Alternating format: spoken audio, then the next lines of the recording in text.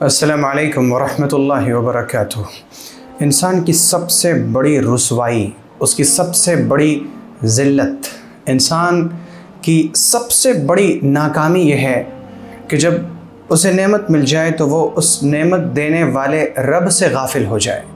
یعنی بندے کو دولت ملی، اولاد ملی، حسن ملا، خوبصورتی ملی،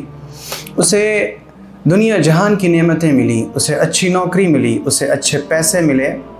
وہ نعمتوں میں اس طرح غافل ہوا کہ اسے اپنا رب یاد نہ رہا۔ یہ انسان کی سب سے بڑی رسوائی، سب سے بڑی ذلت ہے۔ اور انسان کی سب سے بڑی ذلت یہ بھی ہے کہ جب اسے مصیبت ملے، وہ جب مصیبت میں گرفتار ہو، جب وہ پریشان حال ہو، جب وہ ہر طرح سے جکڑا ہوا ہو، بندھا ہوا ہو، زمین اس کے لیے تنگ ہو رہی ہو، تو وہ ایسی گھڑی میں، ایسے مصیبت کے وقت میں وہ مصیبت کو ٹالنے والے رب سے غافل ہو جائے، وہ اس رب کو بھول جائے جو مصیبتوں کو ہٹا سکتا ہے، جو مصیبتوں کو جانتا ہے، اسے ہٹانے پر قادر ہے۔ اور اگر بندہ دعا کرے تو وہ اس مصیبت کو ہٹا دیتا ہے۔ اگر بندہ مصیبت کی گھڑی میں اس رب سے غافل ہے تو اس کا مطلب یہ کہ وہ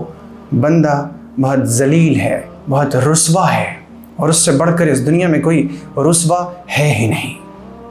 اور یہاں پر یہ بھی یاد رکھا جائے کہ مصیبت ہمیشہ اس لیے نہیں آتی کہ انسان کو سزا دی جائے،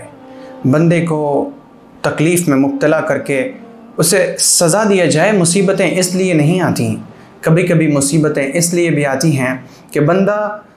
جو رب سے بہت دور چلا گیا ہے، بندے کا رب سے جو فاصلہ بڑھ گیا ہے، وہ فاصلہ سمٹ جائے، بندہ جو دور جا چکا ہے وہ قریب آ جائے، بندہ جو بھٹک گیا ہے وہ گھر واپس آ جائے، اللہ کے در واپس آ جائے۔ مصیبتیں اس لیے بھی آتی ہیں۔ جب بھی مصیبتیں آئیں، اللہ رب العزت کی چوکھٹ پر اپنا سر رکھ دیجئے اور کہیے کہ مصیبتوں کو ٹالنے والے، مصیبتوں کو ختم کرنے والے، پریشانیوں کو دفع کرنے والے مالک، میں آپ کے در پر حاضر ہوں، اس یقین کے ساتھ، اس ایمان کے ساتھ کہ آپ میری مصیبتوں کو جانتے ہیں،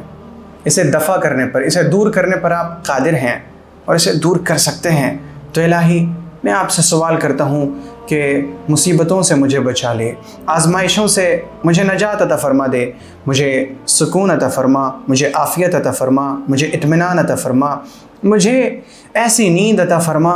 جس نیند کے بعد میں جاگوں تو مجھے خوشیاں ملے، جس کے بعد مجھے سکون ملے، جس کے بعد مجھے اطمینان ملے۔ اور آپ تو جانتے ہیں کہ جب آپ اس طرح سے اللہ کو یاد کریں گے تو یہ جب آپ اللہ کا ذکر کر کے، اللہ کو یاد کر کے اور اللہ رب العزت سے چیزوں کا سوال کریں گے تو اللہ تعالیٰ فرماتا ہے الا بذکر اللہ تطمئن القلوب، الا بذکر اللہ تطمئن القلوب، خبردار، اللہ کے ذکر سے ہی دلوں کو اطمینان ملتا ہے۔ جب یوں آپ اللہ کو یاد کریں گے تو آپ کے دل کو سکون ملے گا، اطمینان ملے گا انشاءاللہ۔